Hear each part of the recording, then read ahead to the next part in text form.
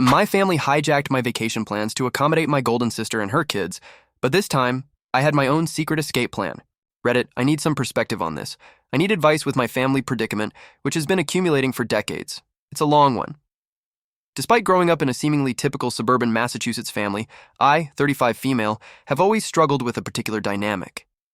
The golden child has always been my older sister, Kate, 42 female. Our home has been a monument to Kate's life since I can remember, with every wall adorned with her accomplishments and every discussion focused on her life. I can still clearly recall my 10th birthday. My parents were too busy getting ready for Kate's college interviews to even buy me a cake. They even attempted to pass off Kate's leftover graduation cake, which still had her name on it, as my birthday cake. As I grew up, Kate's accomplishments eclipsed every significant event in my life. When I made the honor roll in middle school, my parents were hardly aware because Kate had recently been selected to the debate team. When I won a local painting competition in high school, they were unable to attend the ceremony because Kate had to tour a college campus. Knowing that expressing my accomplishments would only elicit a brief, "That's nice, dear," before the topic of Kate was brought up again, I learned to celebrate them in private, in my room. Even our possessions revealed the family's priorities. The newest technology, stylish clothing, and everything Kate needed for her many extracurricular activities were always in her room. In contrast, my room was filled with hand-me-downs. When I expressed interest in taking music lessons, I had to make do with Kate's abandoned violin, her old clothes, and her old school supplies. I had trouble playing the violin since it was too large for me. My mother responded to my request for a suitably sized one by saying, "We already spent so much on Kate's piano lessons this year." This trend persisted all the way through high school. I was forced to use borrowed library books to study, while Kate received private instruction for her SATs. My parents took out a loan for her to buy a car for college. They advised me to take the bus when I needed assistance getting around. Kate's needs and desires were at the center of every financial choice, family discussion, and holiday preparation. It was really difficult in college. With the full backing of our parents, Kate had earned her degree from a renowned university. When it was my turn, they could only agree to pay half of the tuition at a public school. They clarified, "We're still paying off Kate's student loans. You'll need to figure out the rest on your own." In order to make ends meet while I was a student, I worked 2 part-time jobs, frequently dozing off over my textbooks. Kate, in the meantime, was beginning her career at a position our parents had helped her land through their contacts. 7 years ago, Kate got married, and everything changed, or rather grew worse. For a whole year, our family's whole attention was on the wedding. For her ideal wedding, which included a designer gown, an opulent location, and a guest list of more than 300, my parents took out another loan. Despite their concerns about the payments, I recall hearing them in the kitchen one evening, insisting that nothing was too good for Kate's special day. Was there ever any question that I was her maid of honor? I was supposed to coordinate bridal showers, plan a lavish bachelorette party, and manage any minor emergencies that arose. When I expressed how stressed I was with juggling these obligations while working a full-time job, my mother told me, "Don't be selfish, Elizabeth. This is your sister's special time." Then the twins followed. Our parents were ecstatic when Kate revealed she was expecting twins. Even though they were still repaying the wedding loan, they contributed to the down payment on a home close to them. I witnessed them spend their retirement money, which they claimed they couldn't access when I needed assistance with college. On the day they signed those documents, however, they claimed that this was different. "This is for our grandchildren." Who was the default babysitter, you ask? Yes, I was. It started out as sporadic babysitting. The request, "Elizabeth, could you watch the boys for a few hours?" became a weekly ritual, which was later extended into evenings whenever they had appointments.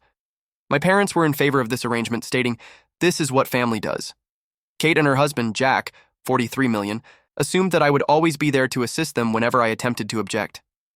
Even while I adore them, the twins, who are now active 7-year-olds, are draining. The routine is the same every weekend. Kate unexpectedly drops them off at my place, usually with a pretext that she needs me time or has essential errands to run. The lads run amok, transforming my tiny apartment into a catastrophe. When I try to set limits or ask for advance warning, Kate starts crying about how overwhelmed she is, and my parents criticize me for not being supportive. I put in a lot of overtime to establish myself in the marketing industry. I recently received a promotion offer that would involve greater hours and more travel. My mother remarked, "But what about the twins? Your sister needs you here." Kate added, "You can't take that job, Elizabeth. Who will help me with the boys?" When I brought up this topic during a family dinner in the hopes of receiving some congratulations, it seems as though my time, profession, and life are completely irrelevant. My father adds, "Family should come first, Elizabeth." My mother always responds, "Your sister has 2 children to look after." You don't know what tired really means. When I tried to explain how overwhelming it all is, Kate accused me of being envious of her life and her kids. She replied, "You're just bitter because you're still single," as though my marital status were the only factor that determines my value as a person. After a particularly demanding weekend with the twins, they had successfully damaged my laptop and left permanent markings on my couch. I knew I needed a vacation. Last month, I made the decision to finally treat myself to a beach vacation. I discovered a small, unpretentious resort in Florida that was ideal for a tranquil retreat. My mother's eyes glowed when I brought it up during our weekly family supper. "Oh, that's perfect. We should all go together. The twins would love the beach." Before I could protest, Kate had already begun organizing events. She stated, "You can take the boys swimming while Jack and I have some alone time," as though my trip would naturally turn into a time for them to be looked after in exchange for my assistance with the twins, of course. My parents even offered to upgrade my reservation to a superior resort where they would all stay, totally disregarding the fact that this was meant to be my vacation. They began organizing activities and outings centered around what the twins would like. While I was lying in bed that night, I made a choice that would alter everything. I reserved a separate resort on a quiet little island. I kept the change in plans a secret from everyone. Silently, I began preparing by scheduling time off work, packing my things covertly, and ensuring that my emergency fund was available. Even though I know it's dishonest, I simply couldn't stand it any longer. At the airport, they will be separated from us. They will be traveling to Florida while I board my flight to another location. I've disabled location sharing and I'm ready for the inevitable criticism. Yes, I am aware that there will be drama. Yes, I am aware that they will be upset. But for the first time in my life, I want to prioritize myself. For 35 years, I've been the dependable sister, the ideal daughter, and the always available aunt. To meet my family's expectations, I've given up my social life, my weekends, and my own needs. I was constantly babysitting, so I missed out on dating prospects. I have declined advancements that might conflict with the needs of my family. To be there for them whenever they need me, I put my personal life on hold. Right now, I'm fleeing a lifetime of being taken advantage of, not just a holiday. I intend to utilize this as a turning point to set clear limits with my family, and perhaps even take a complete vacation from them. I'm sick of always making sacrifices, being the family's pillar of support, and being the dependable fallback option. Reddit, what should I do? Am I exaggerating? Is it appropriate for me to want something else for myself, or should I merely follow their plans and accept my place in the family? First update. I appreciate all of your help and guidance since my last post. A lot has transpired, and I want to explain how it all turned out. Although everything went according to plan, the day at the airport was more emotionally fraught than I had anticipated. When I arrived early, I purposefully chose a different check-in station that was far from where my family would be. I watched everyone come through the glass walls of the terminal. Jack checking their booking details, my parents looking excited, Kate handling the twins and hauling baggage. As soon as they started to head to their check-in counter, I silently went through security for my own flight. As soon as they realized I wasn't at their gate, my phone began to buzz. The bewildered texts first appeared. "Where are you?" "Gate B12 is where we are." Then the anxious ones. "How are you, Elizabeth? Has something taken place?" And lastly, the irate ones. "How could you treat us like this?" The guys are in tears.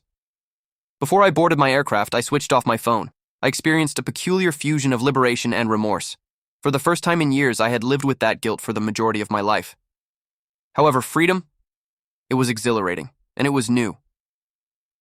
The crowded tourist destination they were going to was nothing like the little island where my resort was located. Years of strain vanished the instant I set foot on the beach. No twins to babysit, no family problems to handle, no schedule to adhere to. Just the ocean, me, and complete freedom. In fact, the first 2 days were challenging. I kept checking the time, thinking, the twins would be eating lunch now, or Kate would typically require assistance going to bed at this hour. It's difficult to break decades of indoctrination. However, something changed on the third day. I experimented with things I had always wanted to do, but had never had time for. I loved every minute of my silly yet fun surfing lesson. When I enrolled in a yoga class by the beach, I became friends with a bunch of lone travelers. One evening, I even had a spontaneous dinner date with a fascinating man I met at the resort's coffee shop. Even though it was only a casual supper, it served as a reminder that I could live life apart from my family. That was the true test, when I eventually turned my phone back on after 5 days. There were dozens of voicemails, more than 300 text messages, and 147 missed calls. Even my mother had called my place of employment to report a family emergency. Fortunately, I had previously told my supervisor that I would be taking a holiday. Some of the voicemails were played for me. My mother's tone changed from one of concern to one of rage, then to one of manipulation. "Elizabeth, how could you leave your family in such a way? The twins are inconsolable. Did we raise you this way?" Even worse were Kate's messages. "You've ruined everything." The lads keep asking for Aunt Lizzie. I can't handle meetings by myself, so Jack had to shorten them. However, one message struck a different chord. My father sent it, and he seemed unsure for once. Elizabeth, please let us know you're safe even though I don't understand what's happening. I had never heard him talk to me without instantly defending Kate or pressuring me to do more before. I texted our family group chat just once. I'm having a great vacation, and I'm safe. When I get back, I'll get in touch with you. Please give me space. I then turned off the conversation and resumed talking to myself.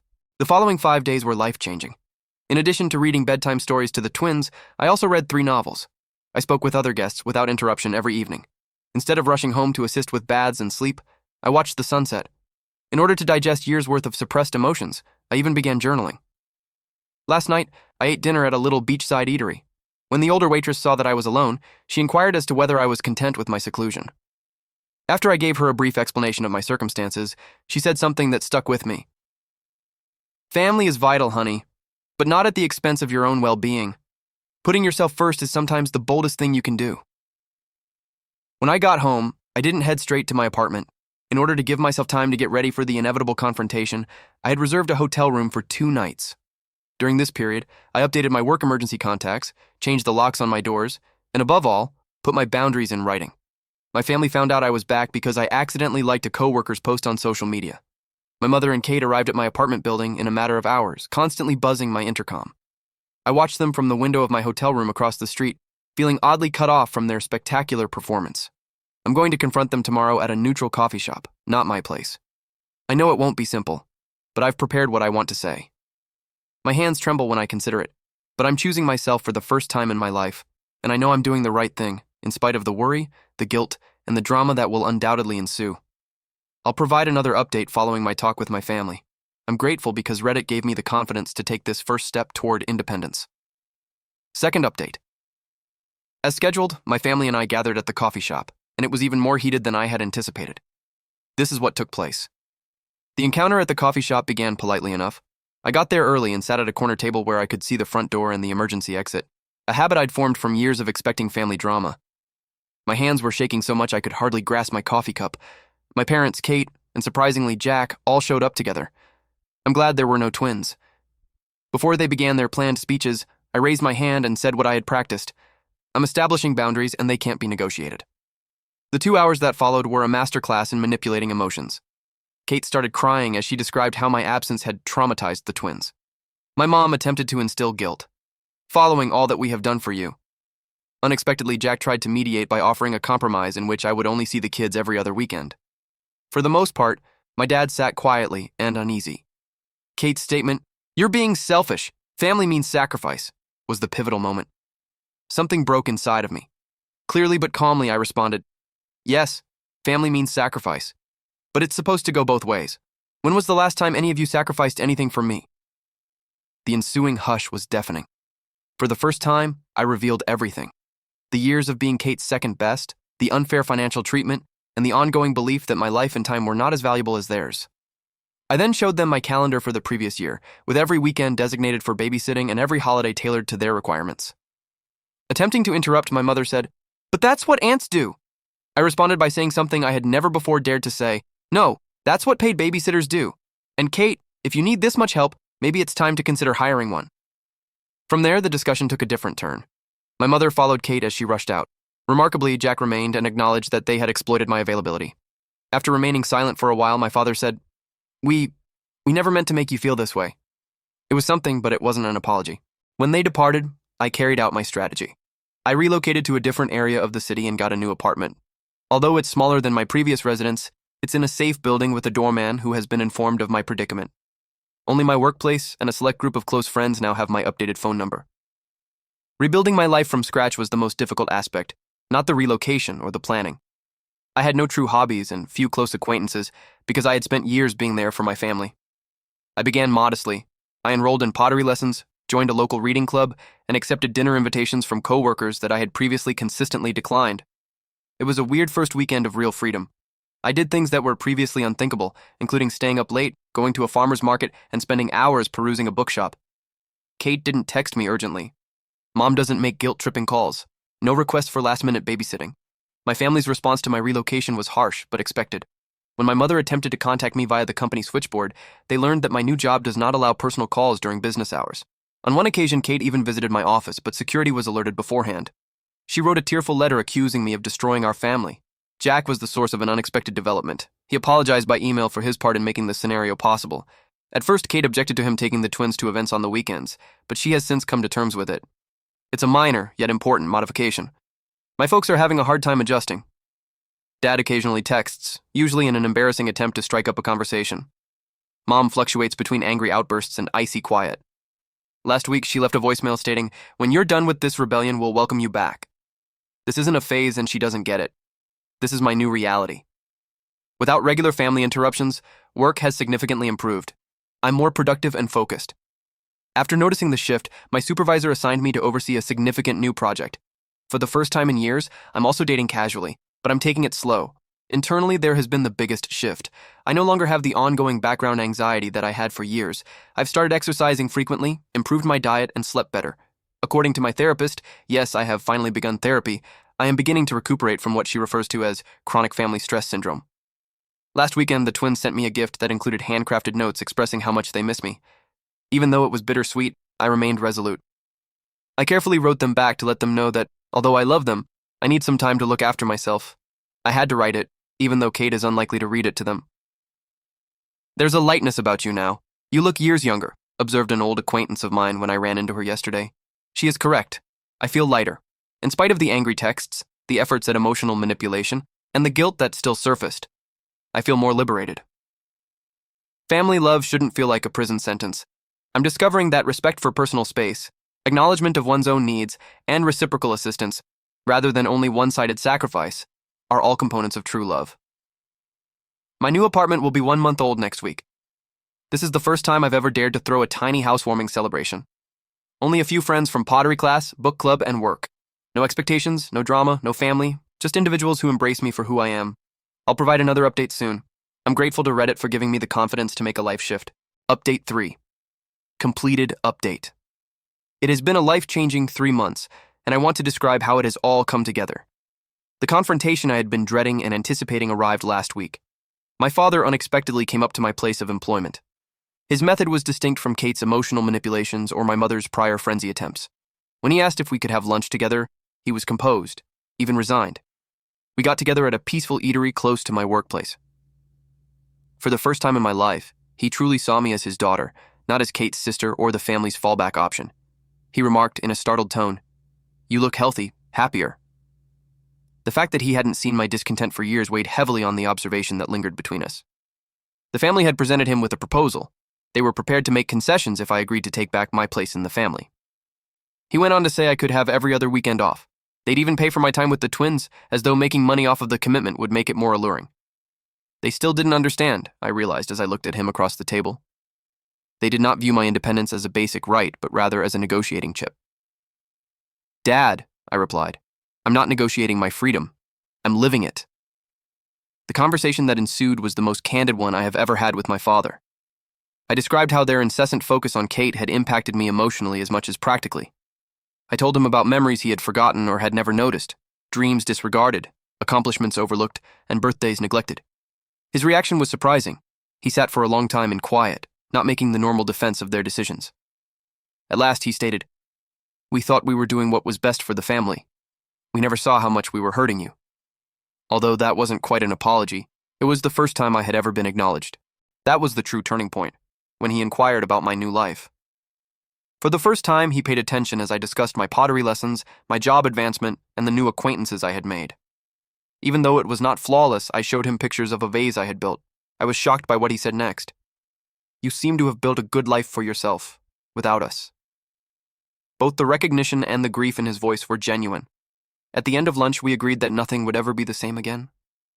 As he bid farewell, he gave me my first sincere embrace in years.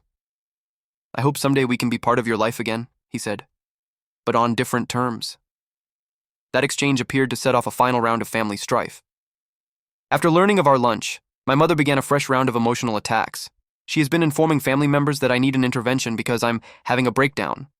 Kate has been making passive-aggressive remarks about selfish sisters and broken families on social media because she feels deceived by our father's approval of my decisions. The difference is that none of it has the same impact on me as it formerly did. I've gained a viewpoint from my new life that I didn't have previously. In my opinion, their actions are an attempt to keep control over someone who has finally gained their freedom. My new apartment seems like home now. My attempts at pottery and pictures of my chosen family, friends who value my independence and respect boundaries, adorn the walls. I've begun teaching my less experienced coworkers at work, ending the vicious loop of toxic support that has long ensnared me. My connection with time has changed the most. I get to spend the weekends any way I want. I've started learning Spanish, joined a local hiking group, and even started dating someone who respects and values my limits. For the first time, I'm creating a life that is true to who I am, rather than what my family demands of me. Last Sunday, the twins sent me a homemade card, which was obviously written under supervision. It was filled with regrettable statements about how much they miss their aunt. This would have previously led me into a downward spiral of uncertainty and remorse. Rather, I responded with a tender yet strong letter stating that although I may not be as involved in their everyday life, my love for them hasn't changed, and that sometimes grown-ups need to look after themselves. I had to write it, even though Kate is unlikely to read it to them.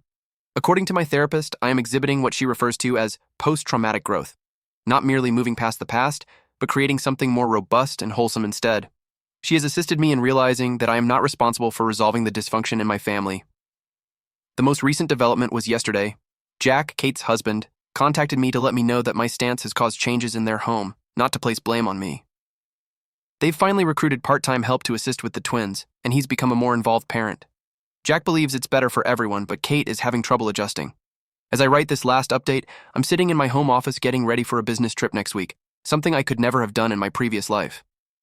A framed quotation that speaks to my path is on the wall behind my desk. Sometimes the bravest thing you can do is set yourself free. I want to express my gratitude to everyone who supported me and followed my tale. You gave me the confidence to make my own decisions. If you're wondering if people in comparable circumstances are selfish for desiring their own lives, know that you're not. Being free is not selfish. Treating oneself is not unkind. Setting limits is not a sign of treachery. I have no idea how my relationship with my family may develop in the future. Perhaps one day we'll discover a different kind of connection, one based on respect for one another rather than duty. In the interim, I'm concentrating on fostering the life I've built, including my friendships, interests, profession, and above all, my sense of self. This is not merely a conclusion, it's just the beginning, and for the first time in my life, I'm looking forward to what comes next. Thank you for watching. If you haven't subscribed yet, please do so and hit the notification bell to stay updated with more shocking real-life stories happening around you.